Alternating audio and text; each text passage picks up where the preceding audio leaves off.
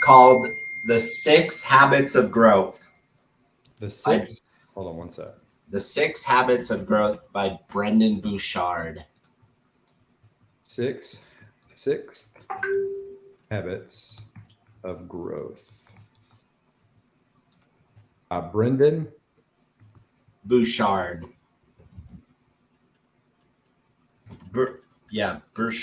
Burchard. I don't know how to say his name. It's a free one on Audible, though. Oh, nice. Excellent. Okay. Excellent book. Well, I will get it. I need a new Audible. Listen, I was when you text me, I was at the bank. I got a closing today, but it's on the refinance of that rental property I just bought. Uh-huh. So I have that closing at noon, and I was at the bank trying to get a cashier check for my closing when you text me. I like it. Yeah. So I'm excited. I'm excited to get it closed. I bet. Are you doing that all-in-one loan on that one? Yeah, I am. I'm doing the all-in-one. I'm excited about that loan. That's pretty cool. Because it allows me, so if things get tough, I don't expect they will, but if things get tough, then it allows me to make interest-only payments, and it does an accelerated payoff because basically I'm taking the whole rent check and putting it towards that loan. And then if I have any repairs outside of it, I can just repair it through the loan itself. That way I never have to come out of pocket. I like it. Yeah. So I do too, because one of the biggest laments I hear of people that own rental properties is, I've got 5 rental properties and the dishwasher went out on this one and I got to replace the roof on that one. And I'm not, I'm just not ready to stroke the check on all of those things. Well, in this particular circumstance, if I don't want those things to happen, but if they do, I'm not coming out of my personal pocket to correct them. I'm letting the loan make that payment. So that makes a lot of sense. Yeah, so I'm excited about it. Who are you calling today? So I think I'm going to call some I don't know. No, this one. I have a buyer who wants to be in a certain area called Anderson Farms. Holy cow, so I need to call in there. Say, hey, I have a hot buyer. Wants to buy a home. Very nice.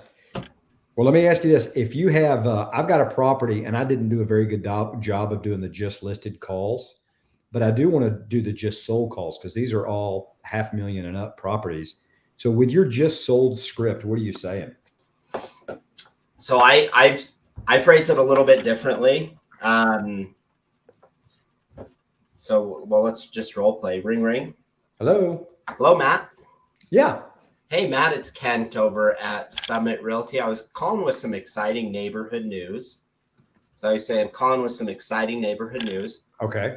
We just sold the insert last name home over on Banana Street. Okay. 123 Banana Street. It sold for $555,000. And I was calling because usually when one home sells, a few more will sell right away. Just curious to see when you folks planned on moving. Nice. Usually they say, oh yeah, we're not moving. You're never moving? Like ever? And then you could jump into Bob's script at that point. Yeah. But you're making them aware of the details of the sale. Just wanted to make you aware of the details of the sale of the home. Now that it's closed, sold for this amount, maybe any highlights that you have of it. Okay. Nice. Okay. I got to type that up real quick because I'm about to close on another home and I really want to, I think one of the things that I have not done in for years is called into the neighborhoods to do just listed, just sold. And I think that's all you can make, honestly. I agree. Because the more I think about it, I'm cold calling into neighborhoods, like literally just cold calling with Bob's script. You ever thought about selling your house? No. Okay.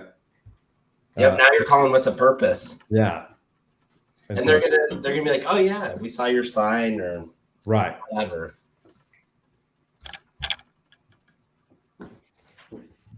Especially with just listed, it's good too. Again, it goes back to that point of you're telling your clients you're going to call around the neighborhood. Yeah. So one, it makes it so you're not lying to them, and two, the neighbors talk. Oh yeah, I talked to your real estate agent.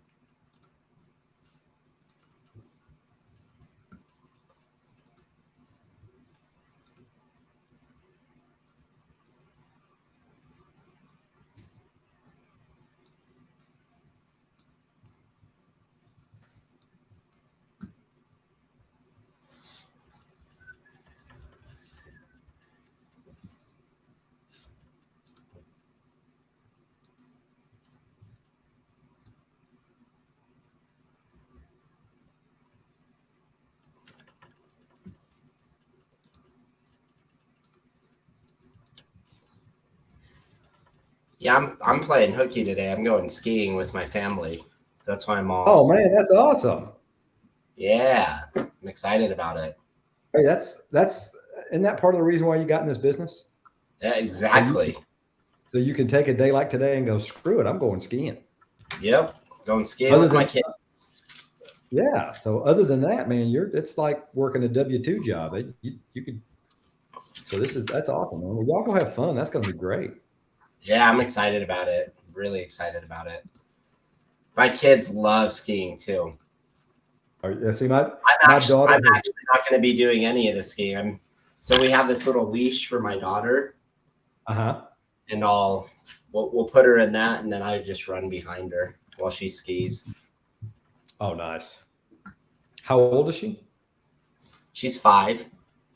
Oh, okay. Yeah. So you definitely need that for sure. Yeah. Yeah. She does pretty well. The problem is I just don't want her to run into anybody. Right.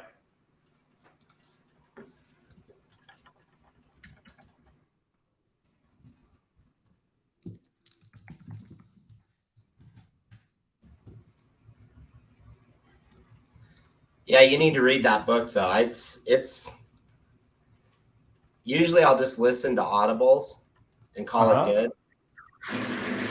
But this one I'm actually like really sitting down listening to it. Yeah. Are you thinking about, because sometimes I'll get a book like that, like Profits First. I listened, actually I read that one first, but then I got the Audible, but I'm really glad to have both. The Audible book and the physical book itself. That's a read every year type of book. Is Profits First. I don't think I've read that one. Oh, really? Yeah, man. You will change the way you handle your money. I promise you. If you read that book, Profits First by I can't remember the name. Anyway, it's a great book. Great book. It has changed the way the money comes in and goes out of my business. I love that.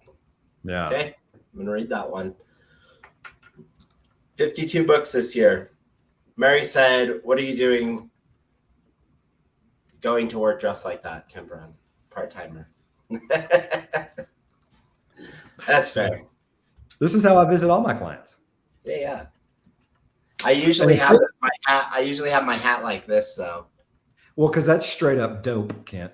Yeah. I mean, do they even say that? Say, hey, listen here, idiot. Sell your home. That's right. And you're going to use me to do it, fool. Use me to do it. See how I'm wearing my hat? I'm not messing around. That's right.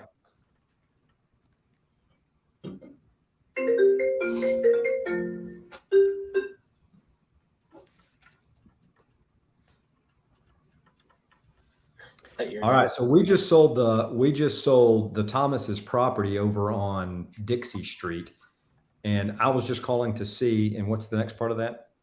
Yeah, we just sold so I was calling with some exciting neighborhood news. We just sold the Thompson's home over on Main Street. It was, and then give some features about it. It was the one on the corner. It was the little 4-bed Rambler on the corner. Right. It ended up selling for, then give the price. And I know that when one home sells, usually a few more will sell right away in the neighborhood. Just curious to see what plans you folks had on moving now or in the near future. Okay.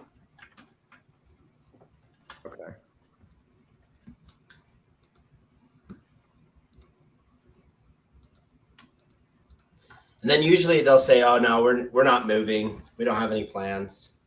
I say, "Oh, I don't blame you. It's such a fantastic neighborhood." Is there any neighbors that we can? And then I always throw in the humor. Any neighbors we can get rid of for you to make it even better? No, not really. Have you guys lived here long? Yeah, we've lived here for 10 years. Oh wow, 10 years. That's incredible. Yeah. And then just build dialogue. Right. That's great.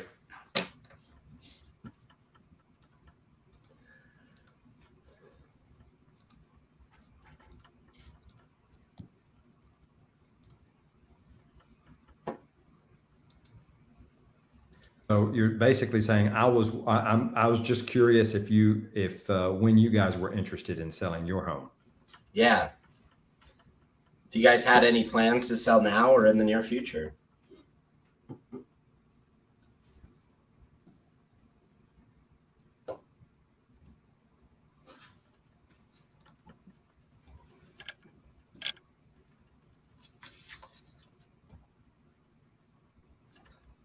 Okay, so in this book, I'm dialing officially.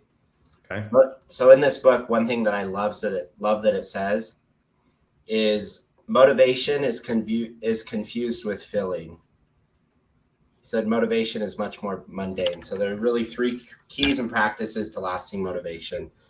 So this is kind of where I stopped. But one thing he said is to raise your ambition.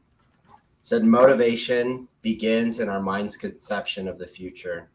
If we can't imagine the future being any better than today, it's very hard to feel motivation, drive, or ambition. Oh, that's so true. That's 100% true. So he said, create the habit of raising your ambition every day and what the future looks like. And that's what will give you that motivation. Because motivation really is crap. Right, right. And it's fleeting too. It's absolutely fleeting. You know, you listen to a Tony Robbins seminar and you're motivated. You're like, I'm ready to take on the world. And then the next day you wake up and you're tired because you didn't sleep well and you're motivated. It's just gone. Yep. Like it never existed. Tony Robbins is full of crap, right? Yeah. It's fleeting. It's like this, boom, boom. But the brilliance behind that is Tony Robbins is making us think of a better future. Right. And what kind of like, prospecting. Why do we do it? Sometimes we don't get stuff, but we do it because we can imagine a better future if we do this. Yeah, that's exactly right. Well, not only that, but if you've prospected at all, then you know that that's true. Yeah. That truth plays into you wanting to do it more and more and more. Even if you don't like it, it plays into you wanting to do it and seeing what the benefits are. Here's a good quote. Without urgency, desire loses its meaning. Say that again. Without urgency, desire loses its meaning. So in other words, I have a desire to do something, but if there's no urgency to get it done, you'll just forget about it. It'll fall to the wayside. I like it. Yeah. I went to 2 men's groups this morning, which I really like. I have one that I go to every Friday morning at 6 a.m. It's a Christian men's group. Uh-huh. And as soon as I did finish that one, there was another one at my daughter's school, like literally right after. So I ran to that one. And that's really good. That's such an uplifting time to be with like-minded men. And I just think there needs to be more of that, specifically for men. There's a lot of that kind of stuff for women, but there's very little of it for men. Yes. So yeah, it was great. So, and our speakers at that second one was really good.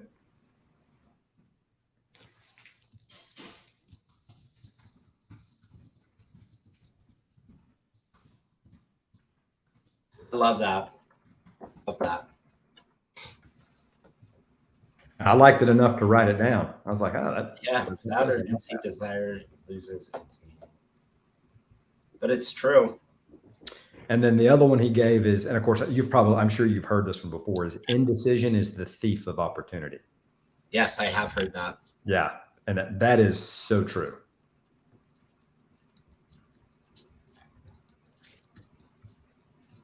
I'm going to write it down, though. Have a program called OmniFocus that helps you to kind of when you have a ton of stuff to do, it helps you kind of focus and narrow down what you need to do.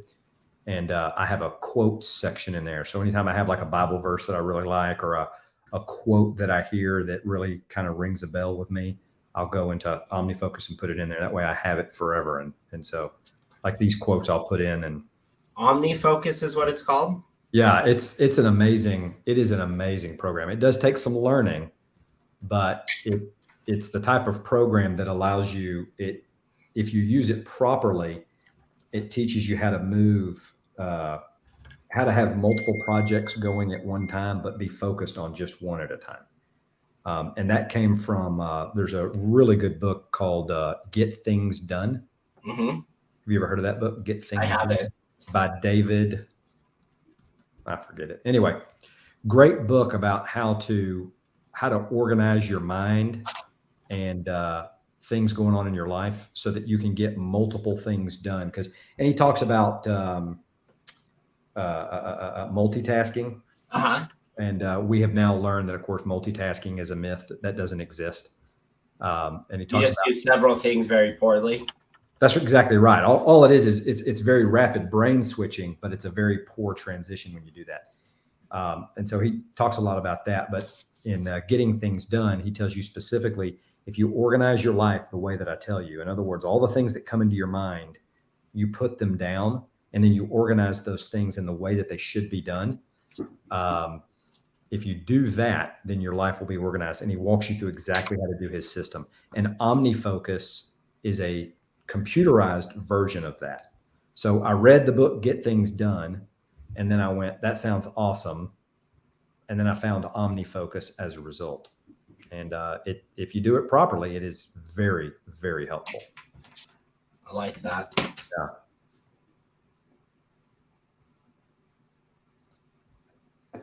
I like that a lot. Okay, I'm going to get it.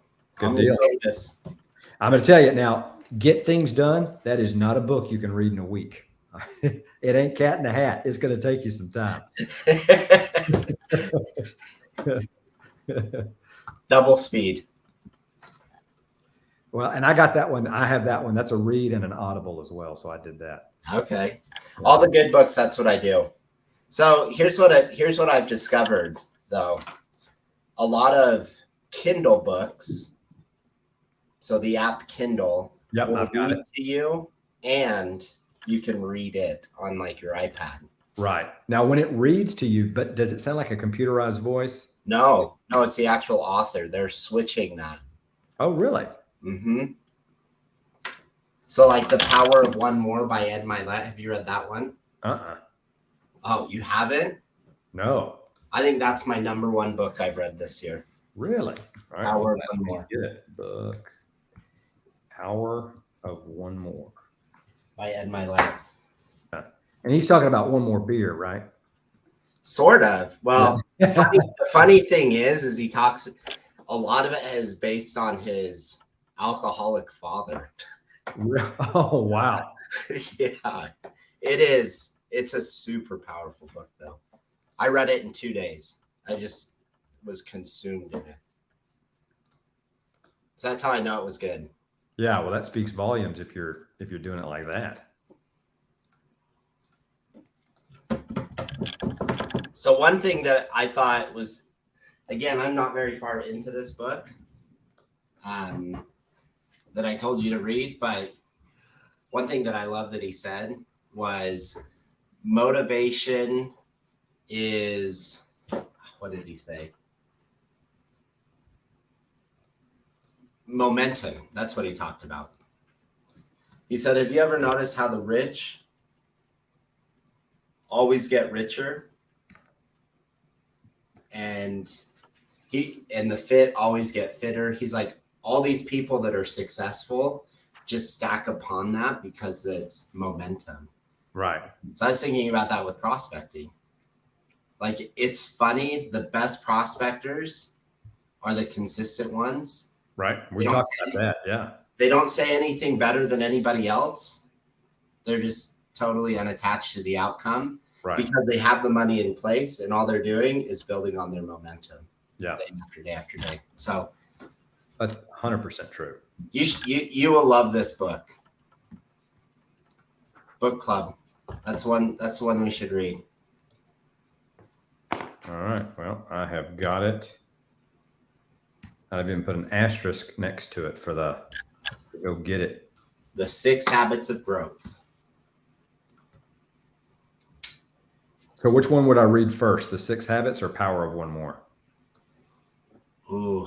If you had to read one of those, knowing what you know, which one would you read first? Power of One More. Okay. I'm not very far into the 6 Habits of Growth, though. Okay. Power of One More, you'll finish quick. Oh, hey, so listen to this. So yesterday, my internet didn't come back on until about 2:00. So I couldn't pull up my Mojo. I couldn't pull up anything. And, but I did have my iPad, which works on cellular. So I pulled my iPad up, pulled up Mojo on my iPad, and made calls with my cell phone on my iPad, because I thought, I am not breaking this streak. I am going to prospect. I may not be able to get on, but I am going to prospect. So I did. So I actually did it with an iPad and a cell phone. I'm gonna tell you, that ain't fun. I've got 3 screens in front. I've got 2 big screens here, my computer here, and I could, that right there. That's the way I like to do it, on a little bitty iPad with a cell phone. But I did it. So Red X's dialer has you can call through the computer with it. Yeah. And so when I'm driving, I have an iPad holder, cup holder. I'll place my iPad in it and I'll sit there and prospect. Really? Mm-hmm. Because my car has the lane assist and keeps its distance and everything else. I'm gonna let my car drive me there. So I have a lot of faith. Well, I don't let my car drive me, but I will take my eyes off the road for a minute or two. Right. Yeah. Well, I'm typically eating a breakfast sandwich, drinking a cup of coffee, looking at my iPad, driving with my knees. Yeah, hold tight. Which drives by honking, and I give him the bird. You too.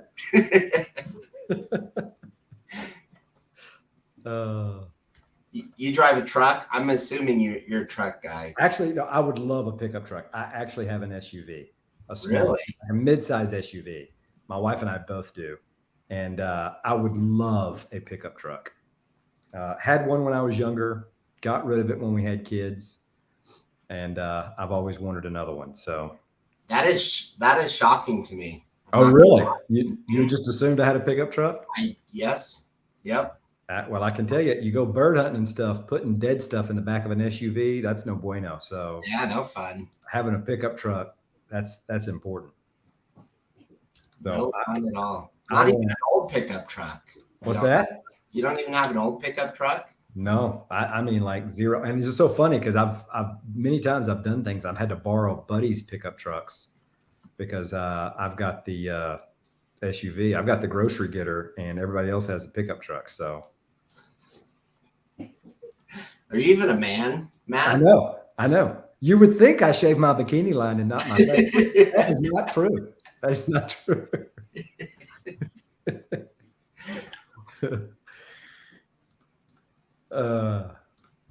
Actually, I shaved both. So there. You shaved both? Yeah,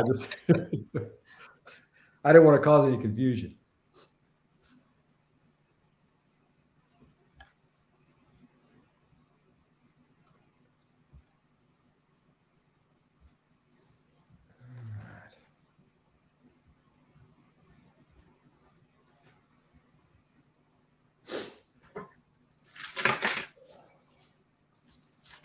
Hi, this is Ken Brown with Summit Realty. I was calling because I have a client, Diane Church, who is looking to move into Anderson Farms. Was curious to see if for the right price, you folks would be willing to sell your home. If you are thinking about it or would just like a free estimate on how much the home is worth, please give me a call back at 801-592-3135. Thanks so much. Talk soon. Have you gotten anything off those kind of I've got a buyer calls into a neighborhood? Yeah, I did. I think I did 9 last year, just completely off market. Just place the buyer with the seller. Really? It worked really well. So if I love it when clients call me and they're like, hey, I want to be in this neighborhood, look it up, be like, there's not anything in there. Well, let's call around and see if we can't find you something. Yeah. And that just goes to show there's always 1 or 2 people that are looking to do something. Right. So what's funny is with that whole thing is that's also where my most psycho clients come from. Because I have one client who's a broker here in Utah. Yeah.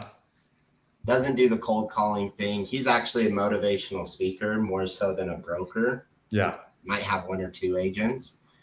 But he helps us. He calls us to sell his properties and help him buy. Really? As crazy as that, because we're just aggressive. So, but he knows the laws inside and out. And so he'll put down a lot of earnest money and make sure that they commit to,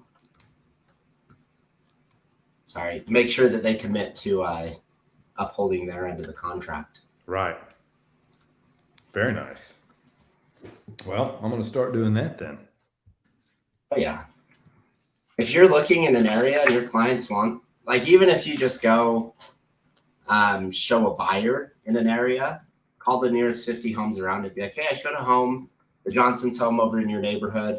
Wasn't quite right for my buyers, wanted to give them more options. Have you guys ever thought about selling? It's a great script. Yeah, we've thought about it. Okay. Even if you have investors, like you can get so creative with just listed, just sold. So if I have an investor, I'll call around into a neighborhood. Actually, my first day of real estate and cold calling, I called for rent by owners, picked up 2 investors. He said, yeah, I would buy here. I said, okay, cool. I'll call around the neighborhood. So I did, picked up a lady who wanted to sell too. And I just said, hey, I have an investor in the area. He wants to buy a couple of properties. There's nothing on the market. Would you guys ever consider selling? Yeah, we have 2 properties. We want to get rid of them and reinvest the money. So I said, okay, perfect. You have 1 or 2 of 2 options. My investor's obviously probably going to lowball you and you'll sell it below market value, but it'll be a quick, easy sell. Or if you want to try to get fair market value, let's meet and see what we can get out of them for your home. Right. Very nice. I like that, because then all of a sudden you're on their side. Yeah. Yeah. But you're giving them both options, because you do have investors that will. Well, and when the iBuyer thing really blew up, I mean, when it was big, everybody was looking at that like a threat. And I thought, well, we might as well just embrace it. So I was calling people and we would tell them exactly that and say, all right, have you given any thought to selling your home? If so, would you like an instant cash offer? And if they say, yeah, I want to see what they'll offer me. Because there was a lot of unknown stuff going on with the iBuyer program. Everybody just assumed they'd come in and buy my house at market value. And when it started, it was 70 cents on the dollar. And so we would say, and that's exactly what I would say, is that, okay, so just understand, if we give you an instant cash offer, that is coming from a group of investors. And that is going to be typically below market value. If you need to move quickly, there's nothing more convenient. We can get that to you and get you out of the house as quick as you need to be. You just literally pack your stuff up and walk out. Yep. But it costs you money to do that. However, if you're thinking about selling your home, I'd like to meet with you so that we can show you, A, what the cash buyer would give you, and then B, what you could sell on the open market for. So we would go over there and we would get a cash offer. I mean, we would do all the things necessary, take the pictures, do all the stuff to get the cash offer. and then bring them a cash offer, and 9 times out of 10 they'd go, hell no. Right? They're just almost insulted and say, well, we told you, but now you know what you can get if we put it on the open market. So now they actually have a cash offer in hand that they hate. Yep. They know how much they can get for selling it. And I sold a bunch of houses like that. Yep. I mean, it's more work, but It's OfferPad has made it so easy to get a cash offer on a property. And right now their offer prices have dropped just because everything else has dropped. And so now they're back into the range where they were before. Open Door's doing the same thing. So it's a great way to leverage those big companies and get more sellers. Oh yeah. Yep. And you'll pick up sellers left and right with that. Yeah. You just will. I think, I think, I'm a big fan of cold calling because I've done it, like Bob states, but you're right. It's a lot easier to call if you have a reason. And it seems to me that you pick up a lot more nurtures if you have a reason, because now instead of, hey, have you thought about selling your house? You thinking about moving ever? Right? That's a completely different conversation than, hey, here's what we're trying to do. And if we can help you, we'd love to do so. That's an easier conversation to have. And it seems to me that you'd pick up a lot more nurtures in neighborhoods that way. Is that true? I don't know. Yes. Oh, 100%. Yeah. Just because the nature of the conversation is so different. Yep. Well, and they open up to you a little bit more. Yeah. And really you're turning a cold call into not really a cold call. I feel like a cold call, you're just trying to get someone to do what you want to do without any purpose. With this, hey, I have a purpose. I have a solution. If you're looking to do something. If you have a problem or an issue, here's the solution that we're offering. Yeah. Yeah. So no, I like that a lot. I like that a lot. Because I think with an ISA, you could do the just listed, just sold. I've got a buyer. You could do, and I've got an investor. You could do those 4 types of calling literally all day. Yep. So, and it is cold calling. It's a little warmer than true cold calling, but yeah. And back to your point, like if you're just, I don't want to deal with expireds and for sale by owners and compete against the whole world. You're competing against, if you get into the appointment quick, I think the mistake that we make is, okay, yeah, we have someone on the line that wants to do something, but we're probably thinking about doing it a month or 2 from now. You should still try to meet them and get in the door for whatever reason. Create an excuse to get in the door. Because as soon as that thought is in their mind, now they're going to get on the internet and start researching. Right. And reach out to another agent. Yeah, no, I agree with that completely. Once they have the idea, it is a sense of urgency. Yep. Or they're going to say, we have thought about selling, but first we need to replace the gutters on our roof. So they're going to go on to Angie's List and put, hey, I need to replace the gutters on my roof. Guess what Angie's List is going to do? Sell their information to other websites to say, hey, this is a high likelihood that these folks are going to sell. Right. They're doing work on their home. Most people don't do work on their home for themselves. They do it to resell. Yeah. That makes sense. That makes perfect sense. Either that or I mean, there's just so many things. I have a buddy that lays carpet. And so when he's laying carpet, I've told him, hey, I'll kick you back a gift. I will gift you some money. If you just say, oh, are you guys moving? Yeah, we're moving. I have a great realtor. You should talk to him. Oh, okay. Like. That's huge. Huge. Yeah. Huge. And he sent me like 5 or 6 people this last year. That's awesome, man. That's pretty cool. And he's made money off of it too. So, I mean, I don't pay him a commission or anything, but like, hey, thanks for the referral. Right. Appreciate it. Here's a gift card. Here is a nominal gift of under $50. Yeah. And a really nice Christmas present. That's exactly right.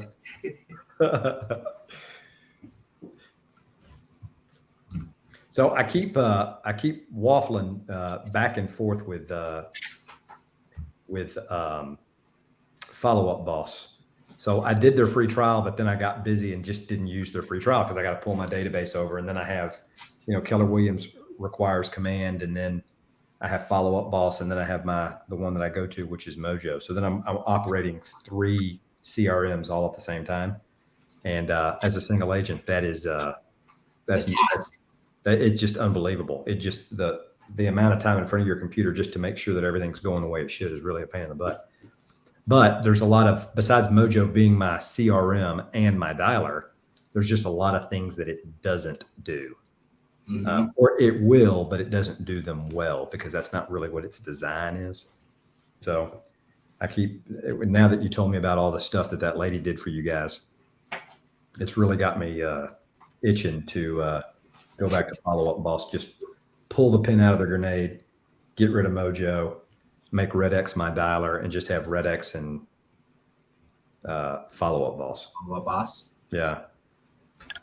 I think one thing too, I'll send you some videos that lady sent us, because even Follow Up Boss was a little confusing for me, but she went in and fixed everything and was like, hey, this is the purpose for this. This is the purpose for this. Right. And you'll see that and be like, oh yeah, I'm signing up. Well, and not only that, but my wife is, she's about to come into the business with me and start helping me. Yeah. And she's going to probably, when everything's said and done, probably work a couple hours a day, but it'll be tremendously helpful to me. And having a CRM that is somewhat intuitive, that she can navigate relatively easy and learn about, I think is going to be extremely important. So that's awesome. Right. So I to have the text messages and have a lot of automated stuff that she can participate in, I think is going to be huge. And the nice thing is you can see everything that she's doing. Right.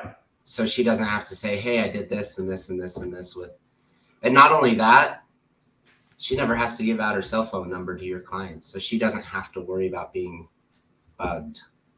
Yeah. So when y'all do that, do you always just call through Follow Up Boss? But if you have the app on your phone, you can call through the app too, right? Yeah. And it shows up as that number.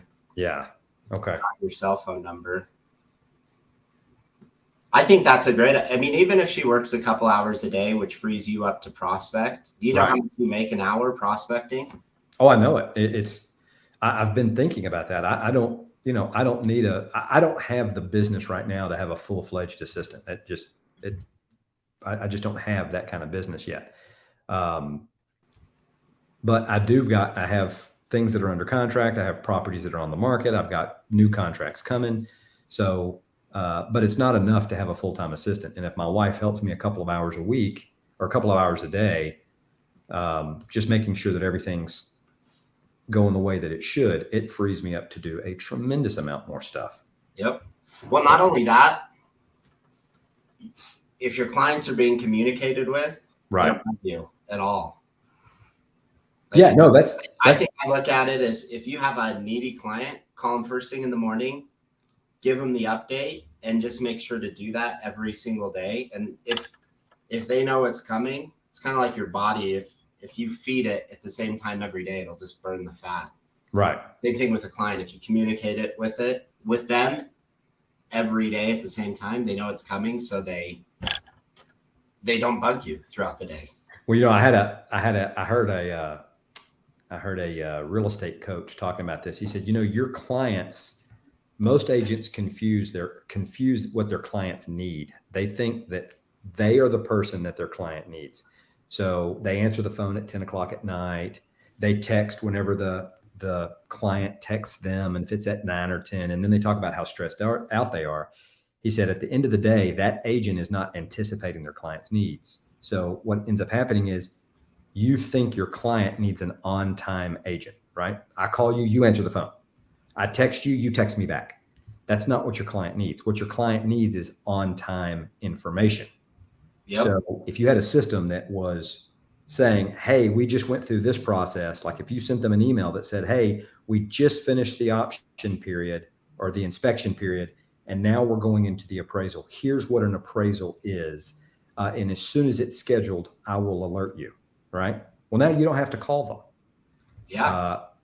And you know what I mean? You're letting them know every step of the way, here's what we've done, here's what we're going to do, and here's what just happened. And if your system is set up that way, you don't need to be an on-time agent because they're getting on-time information. And that makes perfect sense. Yeah. That makes, because have you ever, I used to do this all the time, especially when I first started. I wouldn't have information to give them, so I just wouldn't talk to them for a week, 2 weeks. Right. Yeah. And then I didn't know what get to a tell them. call. I'm like, I'm not going to call them. They always call you at the worst time. And you're like, crap, Yep. I know I'm going to have to give them 2 weeks of information. This is going to be a 30-minute call because we're expressive personalities. We just talk and talk and talk and talk. And so you delay that over and over and over. And then they're pissed at you. Until 3 weeks goes by, and then they call you upset. Yeah, exactly. Yeah. Where if you just control the timing, they're not going to be mad at you if you miss their call. Say, hey, I'm really sorry. I'll call you right back. And then your 30-minute conversations turn into 2-minute conversations because you've been keeping them informed throughout. Right. Even if you don't have any news, you should be calling and giving them, hey, no new news, which is, can be perceived as bad or good or whatever. Right. But hey, no new news, but here's what we're going to do this week to get your home sold. I'm going to call you on Friday just to give you an update of how that marketing went. Oh, okay, great. Thank you. Yeah, Rather I agree with you. Saying, hey, what are you doing to get my home sold? Well, we're doing, and then it just sounds like you're making excuses. Well, that new listing I just picked up, the seller she's like, well, my agent isn't doing anything. And she's right. She's not, because that's what most agents do. They don't do anything to get a home sold. Yep. And so, I mean, I can understand that, right? There's only so much you can do. Perception is reality. That's exactly right. So when you have a marketing plan that you can share with the seller that says, I'm doing, this is what we're going to do. And it's a stepwise program, right? It doesn't all happen on day one. This happens over a series of weeks. We're going to do X, then we're going to do Y, then we're going to do Z, and then we're going to follow back up, and then we're going to do this X, and then the seller goes, okay, finally, specifically with an expired, finally, a marketing plan that makes sense to me, right? Yep. I'm going to put it on the MLS. We're going to take some really nice pictures. I'm going to put it on the MLS, and I'm going to go get another seller and do the same thing with that one. And I'll touch base with you in a couple of weeks. That does not instill confidence. No, not at all. Well, and here's the funny thing. So you call right now, price reductions are huge. Yeah. And I've never been through a down market. I've never really had to do price reductions. I remember the first one I had to do, I was crapping my pants because I felt like it was my fault. It's never your fault. It's the market.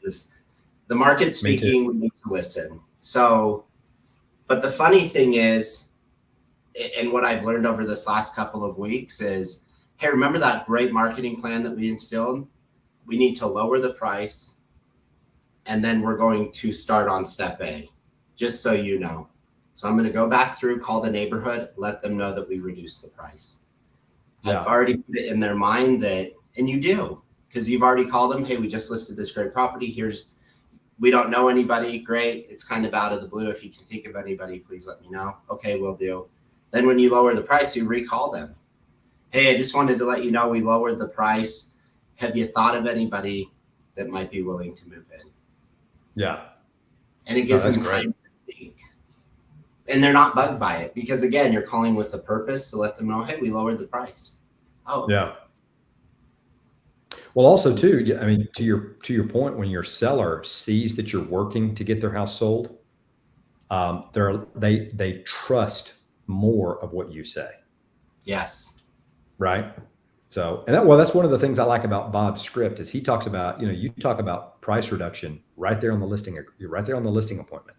When you're going through the pricing presentation, you are talking about this is where we list it, but this is what happens if your house doesn't sell in this particular period of time. We're going to do this.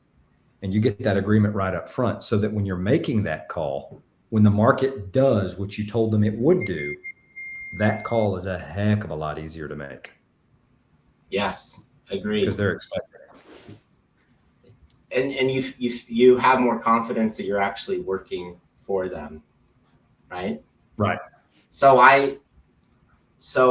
on the bottom of RedX, there's a thing called a pulse tracker. So it tracks the calls you've made, voicemails you've left, contacts you've had, goes through all of that. So at the end of a calling session in a neighborhood, if I'm calling those people, I'll screenshot that and send it to my clients. Hey, just wanted to let you know, I made 400 calls today, which in their mind, they're thinking, holy crap.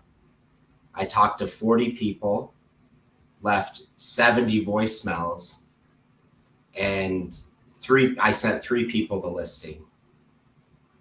Automatically, are they ever going to say that you didn't work hard for them?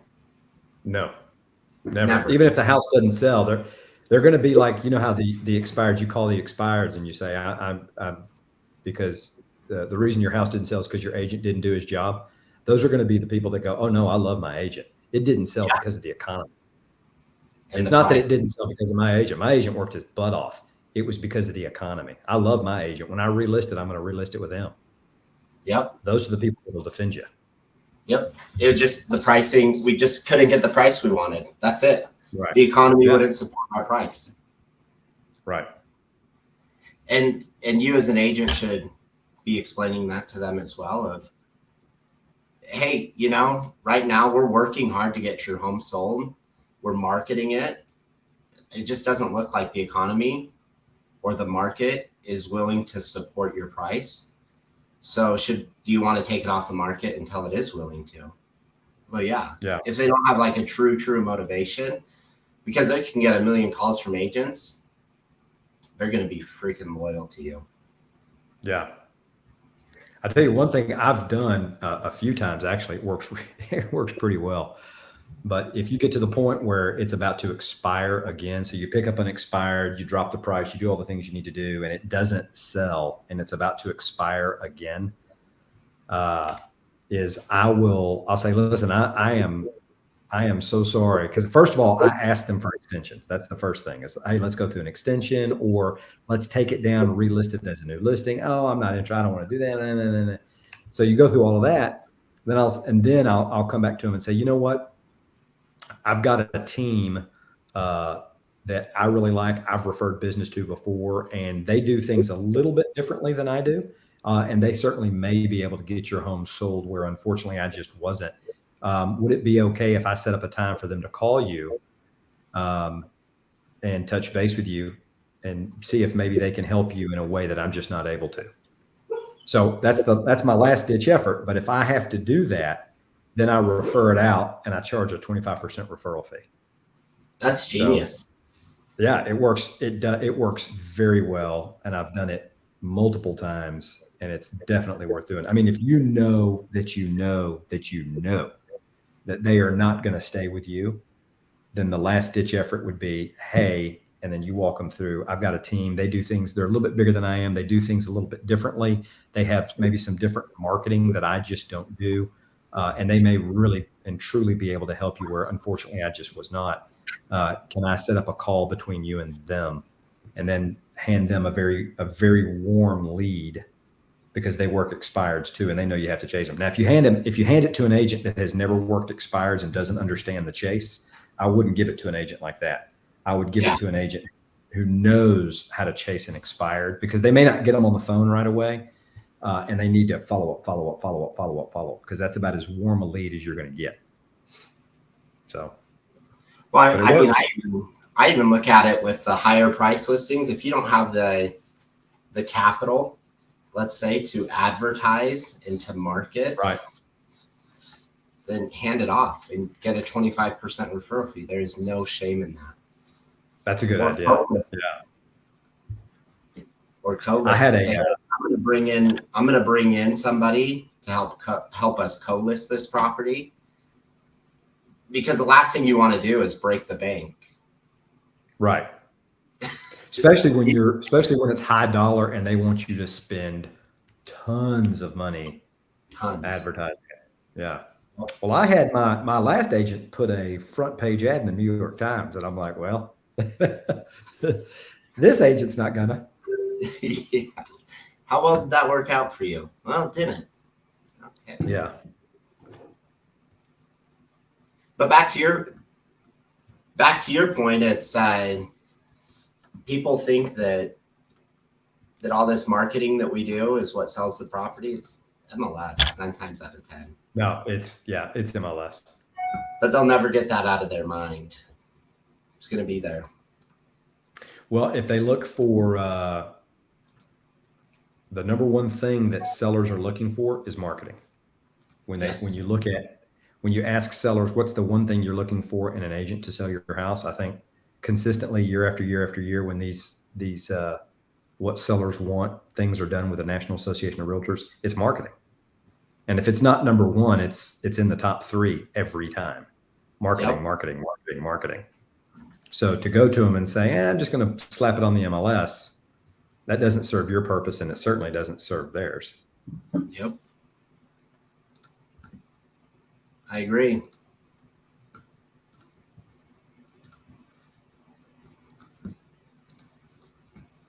This is good conversation. Good mastermind. Yeah. Since I know you're going skiing, you can tell I do not want to work today. Yeah, neither do I. I've got a busy afternoon, and I'm like, Hey, but we're here. We're doing it. And sometimes that's all that matters. You just showed up, even when you didn't Right. feel like. Hello? I agree.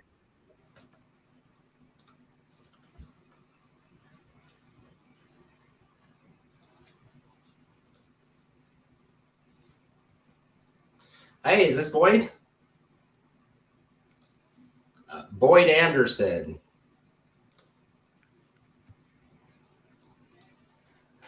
Oh, sorry about that. I may just have the wrong number. Do you by chance live on in Anderson Farms in Linden? Okay, I definitely have the wrong number. My apologies. Have a wonderful day. Bye. There's a lot of really young sounding people here in Utah. Yeah. Where it borders on the, are you a teenager or are you an adult? Yeah. Oh, it's weird. Did you drop out of school in the 3rd grade? Yeah.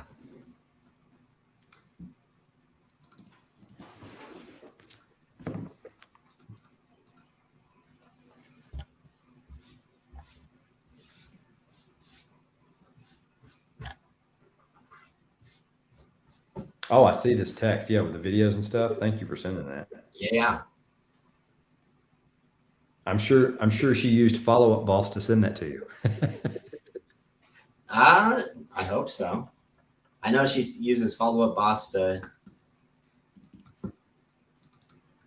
So I'm the techie guy on our team. Uh-huh. I'm the millennial. I'm the youngest one. So I was just about to say, did you get designated that because you're the youngest? Yeah, pretty much. So it's funny though, because I'll look into the stuff and say, ooh, this is a really good idea. I think we should do it. And I'm a shopper. Jean always says this, my broker. She always says, you're a shopper, I'm a buyer. So if I bring something to her and she's like, okay, how much is it? This much? Tana buy it. And then Tana buys it. And then I get followed up and I'm like, no, we already bought it. It's just not under my name. So I still get emails from her. And I've responded like 25 times that, oh yeah, we bought it. It's under this name. Doesn't matter. She doesn't update it. No. We have that. We should really use it. We own it. We should. I agree. Let's go ahead and do that. Let's stop talking about it. Just use it.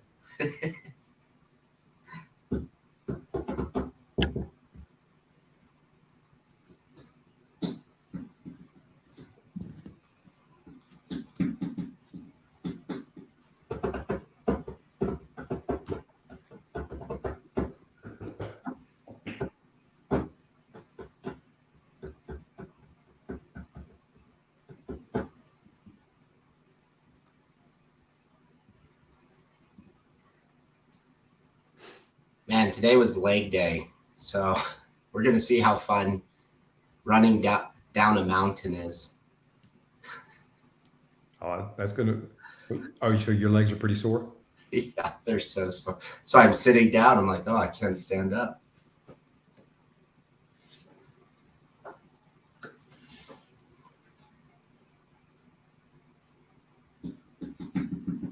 Right.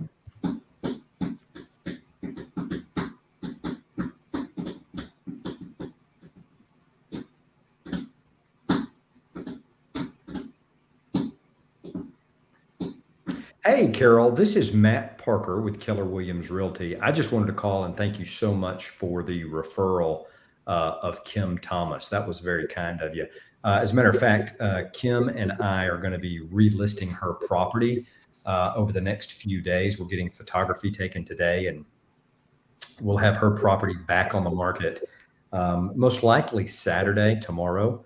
If not Sunday for sure. But I just wanted to call and thank you again for the referral and you sending her my name. Give me a call back when you get an opportunity. I just wanted to touch base with you. My number is 832-643-8443. Again, 832-643-8443. I hope this call finds you well, and I'll talk to you soon. Bye-bye.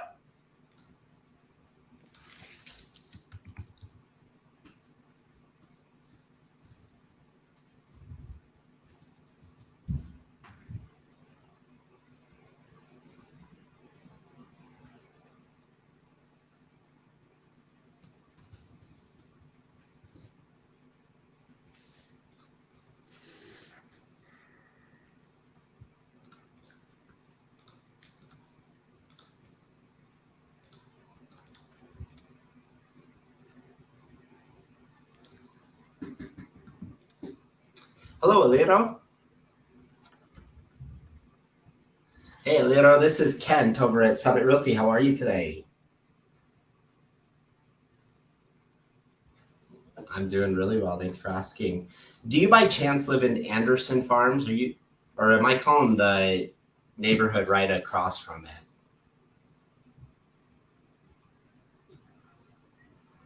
You don't live over there. Okay. I may just be in the wrong neighborhood. I'm so sorry about that. So I have a client that's looking to move into Anderson Farms. Do you happen to know of anybody in that area that might be thinking about selling?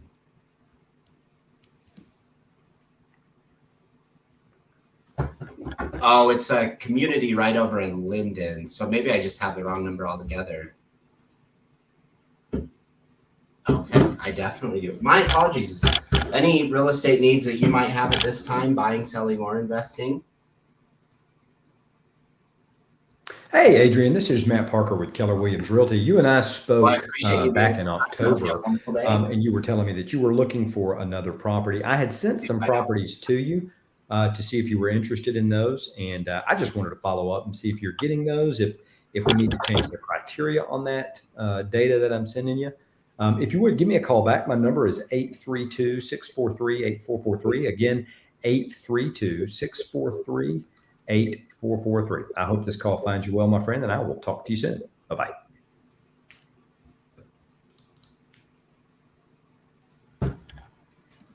Hello, Ben? No, I was looking for a Benjamin Gonzalez. Do you know Benjamin Gonzalez by chance? Okay, have the wrong. Oh, yep, have the wrong number. Sorry about that. Have a good day. Bye. Fuego Electric. I don't think that's not a good name for an electric company. Prego? Fuego. Fuego. Which means fire in Spanish.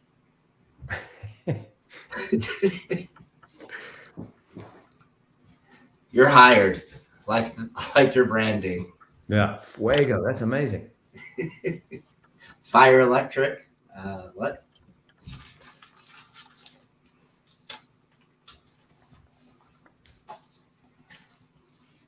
I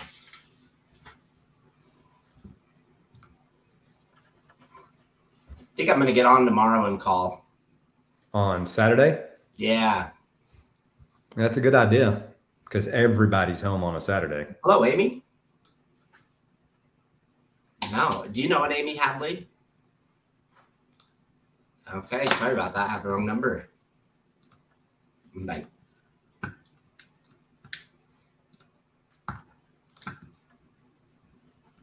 So what's funny, I've only called on Saturdays probably 4 or 5 times in 4 or 5 years, but every single time I have made money. Oh yeah, Picking up a buyer or seller every single time. But you know, when you work, it's this mental block, right? When you work Monday through Friday, you go, I want this day off. So, Yep. But I think the key to working Saturday is I'm going to start at 9, I'm going to finish at 11, and I'm done. Yep. So I'm going to devote 2 hours to it. I'm going to get as much as I can, and it works every time. Every time. Saturday is an excellent day to call. And if you think, I mean, even Saturday appointments are the best appointment days to go on. People want to cross stuff off their list, right? Their chore list. So I got to sell my house. Actually, I'm looking for a realtor. I have been thinking about that, but I've been putting it off. It's just funny, the mentality of people.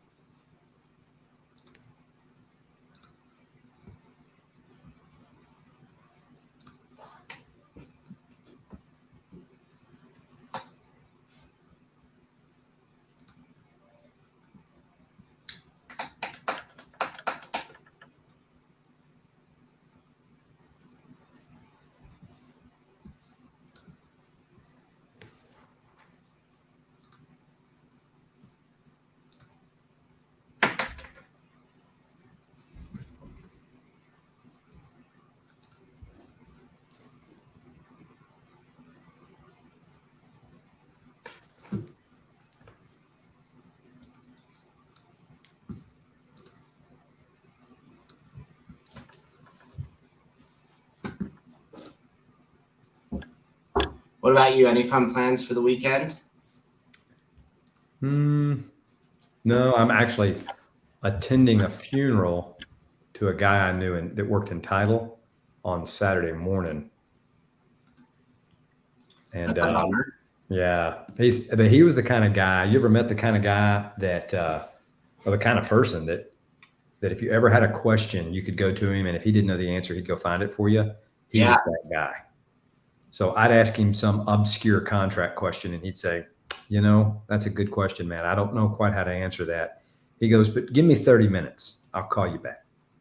And then he'd hang up, and he'd call some dude that knows a dude that knows a dude, and he'd call me back in 30 minutes. And all right, here's how you probably want to handle that in the contract. So you lost a good one. Yeah, he was just that kind of guy. So when I got the notice that he had passed away, I thought, oh man, I gotta be there.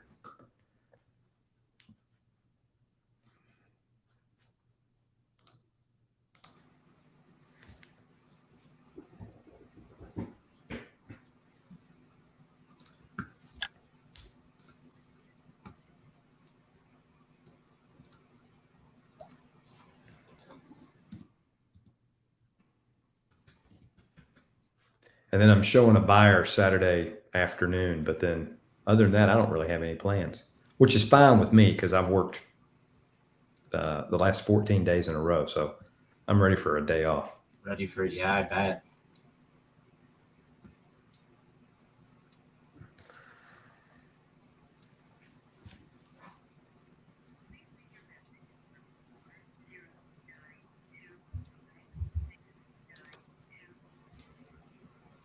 Wow.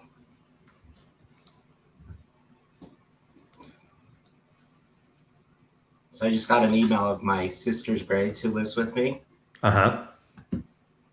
She has all A's and B's. Your sister's parents live with you? No, my sister lived. My yeah, that's what I was thinking. I was like, wait, your parents? No. So it's funny because I was a terrible student, got really bad grades. And school was just never a topic of discussion. Like college, I don't know if my parents just thought I was too stupid to go to college, so they just were like, "Yeah, we're not having that conversation." Yeah. So, needless to say, school was not top of mind for me, and isn't for my little sister either. And it was funny because she had like a 1.7 GPA. Wow. She came to us. And she went to my wife, who is big into school. Her parents talked about college. Like that was a big thing for them. She came to my wife and said, man, I got a 2.3 GPA. That's the highest I've ever had. And my wife says, why would you ever be happy about that? So she's really stepped it up. And I look at that with my wife too. Like that's what I love about her is, man, who knows? I'd be a garbage man. Well, I can tell you, she's too good for me. Never underestimate the power of expectation. Never. Right? I mean, if no one expects anything from you, you will not disappoint them. But if someone expects something from you, someone that you love and respect, you'll bend over backwards to make sure that you deliver. Right? So your sister is in a situation where your wife is someone that she respects, admires, and looks up to. And she's like, this is not your best. You can do better than this. You're smarter than this. What's going on? And then all of a sudden your sister goes, yeah, I am. And then the grades go up. Right? That makes sense to me. Well, I say good for your sister and good for your wife. Yep. I love that. It's funny. I had a guy call me the other day and, agent in a different market. I think he's where's he out of? Washington, I think it is. Uh-huh. He's like, hey, I'm really thinking about switching brokerages. So, okay, interesting. Why? Tell me why. I thought you were happy there. He said, well, I am, but my broker just rides my ass. And like, I'm so sick of it. And I was like, why would you ever leave a broker that cares so much about you? Yeah. That he makes it a point to make sure that you're succeeding and to know why you're failing. Like that's the best brokerage that's the best broker you could ever have. You better believe it. I can tell you, I can think of about every other brokerage in the country is like, I don't care. Come here, pay your dues, make sure you're closing enough to keep us paid, and don't bug us too much. Yep, that's exactly it. Yeah. So he's so funny. That guy wants freedom, but as soon as he gets it, he'll regret it. Discipline is freedom. I totally agree. So if someone makes you disciplined and holds your feet to the fire, guess what? You're going to be able to go to work from 9 to 5 and go home and not have to think about your job. Right. You're going to make a lot of money as a real estate agent. If you don't have anybody holding your feet to the fire or a broker that won't do that, like there are not many brokers that care about the individual at all. Oh, that's a fact. Yeah, most of them don't. I remember when I came to mine, our team leader, I sat down with him and we were talking about agent retention or something like that. This was like I was like at the end of my first year in real estate or something. And he's like, Matt, let me be honest with you. You're only worth your cap to me. And that's it. And I mean, intrinsically, I knew that to be fuzzy true, feeling right? inside. Yeah, no. I remember being dumbstruck. I couldn't believe it. And I was thinking, because I was asking him, why doesn't the brokerage work harder to retain agents or to help them succeed at a very high level so that they stay and they grow and they do all the things necessary to get better and make a lot of money? And he said, because quite frankly, you're only worth your cap to me. Once you reach your cap, that's it. I don't get any more money from you. So to me, it doesn't matter if you do 2 million in volume or 20 million in volume. At the end of the day, you're only worth X number of dollars to me. And so my job is to bring you in, get you to sell to your friends and family. And if you decide real estate's too hard and you bounce, that's okay. We've gotten our money. And I thought, damn, that's a cynical way to look at it. You know what I mean? And And I told a friend of mine, and he goes, "Well, of course." I mean, he looked at me like I was an idiot for even bringing that up. I was like, "Hey, man, guess what I just heard?" And my friend looked at me. He's like, "Well, of course that's right. I mean, why would you think it's any other way?" And He you know, said when you the come quiet into part brokerage, out loud. what's that? He just said the quiet part out loud. That's exactly right.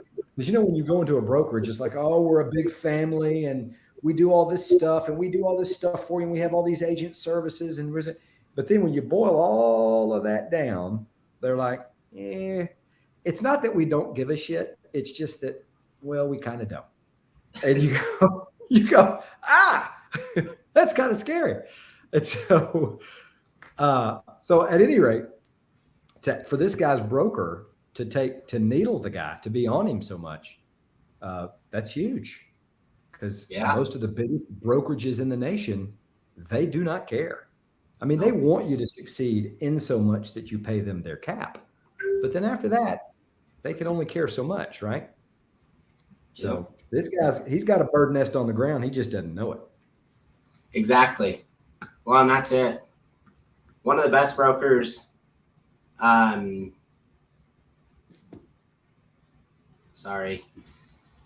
of the best brokers out there is Mary Rama in California. And maybe it's because I know her, you know, like she's a good friend, but man, she cares about her agents. She sits there and prospects with her agents. She does her job with her agents. She gives them a process, like she's in coaching so she can better her agents. And I just think, no, that's awesome. That is not awesome. Not many brokers will do that for you. Now I have to wonder, does she surely she can't have does she have a big brokerage? She has a fairly large one. Yeah. Century 21 office. Mm-hmm. Wow. So does she have like a bullpen where everybody comes in and it's pretty cool. Yeah. That is cool. Yep. It's a pretty big room with stand-up desks, and they have the dividers and everything. I've been there a few times and prospected with them. They're a fun group. But again, you have those people that you have those select few, because you could have 100 people in your brokerage and provide all the resources, give them everything they need, and 4 or 5 will take advantage of it. Right. The rest of them will just say, well, I deserve this for whatever reason. Yeah. Or find every excuse in the book why not to do what they should be doing. Yeah. Yeah. That's why I'm not a big believer in free coaching. Like, whenever you've gotten something for free, do you ever take advantage of it? Typically, no. No, never. It's free, right? So mentally, whether it's worth a lot or it's not, if it's free, there's just no value to it. Yeah. Right. Yep. There's all of us react to the stick more so than the carrot. Oh yeah. That's 100% true. So even if it's free and we get results out of it, we'll say, well, if I don't do it, no harm, no foul. Studies done on humans interactions and how humans are motivated to do things, and what gets people to act and react and be successful, has shown over and over and over. It is the stick. It is the taking something away, not the earning of something, right? If someone said, hey, Matt, if you do this, you're going to earn $500,000 this year. Just do this and you will earn it. I guarantee it. I would be much less I would hate to admit this, but it's the truth. I would be much less motivated to do that, whatever that thing is, than if someone said, Matt, if you don't do this, I'm going to take $300,000. I'm going to take $100,000 from you. Whoa. What? You about to take away $100,000 of my dollars? I'm going to go do it. Right. Yeah. But if someone said the exact opposite, said, I'm going to give you $500,000 if you do X, there's many fewer people that would actually do it. Well, reverse engineer that to saying, okay, if I prospect every day I'll make $300,000 this year. Yeah. Rather than saying, okay, if I don't prospect every day, I'm going to lose $300,000 this year. Which one's the more That's a good, motivating statement? right. That's a good mental game to play. Yeah. Yep.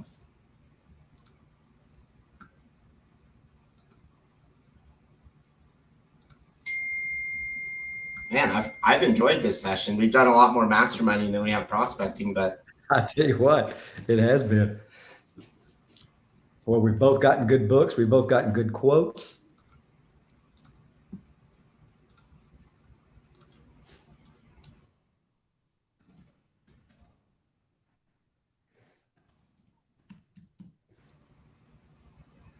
let's see. Hey, Larry, my name is Matt. I'm with Red Oak Realty Services. How are you doing this morning? Larry, you may not remember this, but you actually spoke to a team member of mine, Leah, back in August about your property on East Wild Yopon. And she had asked at the time if y'all had given any consideration to the possibility of selling your property in the future. And I just wanted to follow up and introduce myself and see if y'all were still thinking about the possibility of selling in the future. Sure. Yeah. No, sir, we're not. No, we're not. I mean, we get asked all the time, can you bring me a cash offer? And we certainly can. But what I typically tell people, if you want a cash offer, what it typically tells me is that A, you need to move quick, or B, there's some financial distress. Because what ends up, yeah. Oh, yeah. So no. That's not what we do. Our niche is we help sellers sell their property for market value and more. That's what we do. We're a full service real estate team. So if you decided that you wanted to sell your property, then I would walk you through the marketing plan that we would do to get it on the market and ultimately get it sold for you for top dollar. In the meantime, if you wanted a cash offer, we could bring you one. But remember, cash offers are always offered by investors, which means it will be less than market value. So our job is to get you at market and above. Yeah. And most people, yeah. And most people aren't. I think a lot of people are curious. Hey, what would a cash offer look like for my home? Because they just don't know. And I typically say a good rule of thumb is around 70 to 80% of what market value currently is for your home. So real simple math, your home's worth 100, they'll offer you 70 to 80,000, depending on the state that your home is in or the condition of your home. So, but unless you have to do that, I usually tell people don't do that. You're much better selling it on the open market, and that's really what we do. That's what we are, professionals, and that's what we're best at. So that's why I was calling you, is just to visit with you, introduce myself, and let you know that when you and your family if you are thinking about selling your property, what I'd love to do is just stop by, meet with you, and just show you what we do to sell properties, and ultimately what I think your property would sell for on the open market today when you get to that point.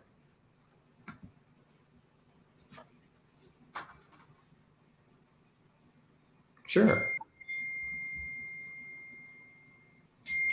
Oh, okay. All right. Oh, yeah. No, you're right about that. It is. It's going to. It's the one thing we know is that it is currently in flux. So we are seeing inventory come up a little bit. Nice thing is the interest rates they've kind of backed down a little bit, which is really nice. So they were up at like 7.3, and now they're down into the low sixes, which is really nice. So fingers crossed that continues. So what's that? Yeah, well, it's funny because, oh yes. Oh no, I was, and I will tell you, I remember my dad telling me a story. He said he was buying a house, and he said, I felt like I had to fight tooth and nail with the mortgage lender at the time to get him from 14 and a half to 14 and a quarter. And he said, I felt like I just absolutely won the world when I got him down to 14 and a quarter. He said, I just did, I did so, I felt like I did so good on that loan. And so, but, typically something that a lot of people don't know is 5.5 to 7.5% in interest rates. That is a pretty typical working average if you look at interest rates all the way back into the 70s. And so that 3% stuff we saw over the last few years, that's rare. That's very rare. So, and I can't say we'll never see it again, but I think the likelihood over the next 5 years is going to be pretty low. So, well, hey, oh, sure.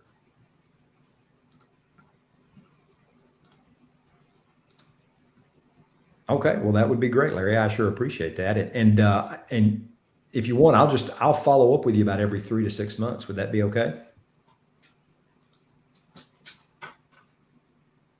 Okay, gotcha. Okay, and then what's a good email? What's a good email for you? And I'll send you some info about our team.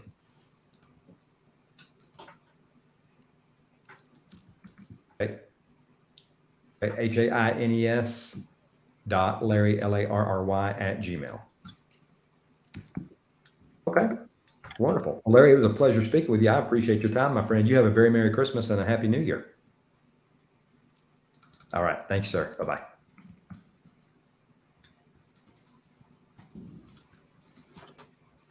Like it. Hey, what we were just talking about just happened, right? Cash offer.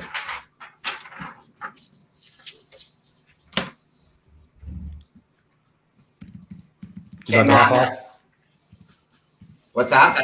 You about to hop off? Yeah, I gotta. With a lot of these cold calls, and I need to brainstorm how to do this, but I know you got to get. So when I'm calling these cold calls back, they're talking about selling their house. A lot of these guys are thinking that I'm an instant offer kind of company. Like, hey, we buy houses and we'll buy your house. And I'm getting a lot of people saying no. And I feel that they're saying no simply because they're thinking that I'm one of those other instant cash offer guys. Like, we'll buy your house for pennies on the dollar type thing. And so I'm trying to think how I'm going to do my intro or change my intro so that it doesn't sound like that. Like you're an instant cash buyer? Yeah. So, like right now, so my ISA, she would cold call and say, hey, have you given any thought to selling your home in the future? And they say, yeah, well, we thought about it. And so then when I call them back, I'll say, hey, you spoke to my teammate, Leah, and you had stressed some interest in the possibility of selling your home in the future. Just wanted to see if those were still your plans. Something real simple like that. Just like this guy. Well, do y'all do those instant offers and stuff? Because I'm not interested in that. At least he stayed on the phone with me to tell me that. So I'm wondering if there's anything I can change in my script so that they'll know up front that I am not one of those people. Because that's not what I want to do. Yeah, I think you just say, I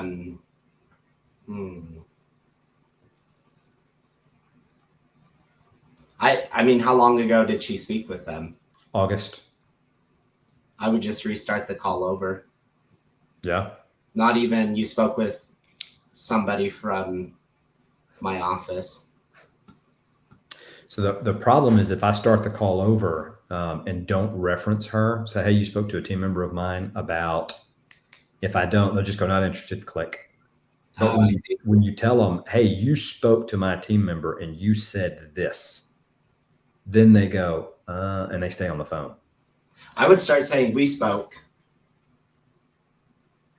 Because they're not going to remember it from August. They're not going to remember if they spoke to a girl or a guy.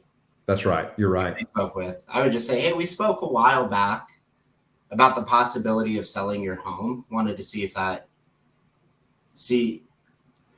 was still in the plans. Or yeah. Okay. That's good. And I didn't say who we were. I just said we. Yeah. Yep. We spoke a while back about the possibility of selling your home. Do you still have to sell? Well, no, we don't have to sell. Perfect. Yeah, I'll do that. At that point, you're not offering to buy their house. You're just seeing if they're thought about selling. Yeah, no, I agree with you. Okay. Enjoy your weekend. All right, brother. You too. We'll see you, man. Have a great one. Have fun skiing with the kiddos. Oh, I will. Hopefully I don't pull anything. Yeah. Don't come back and say I pulled a hammy.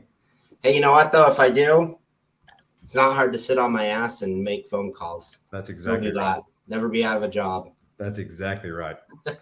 See, All right, man. man. Talk to you later.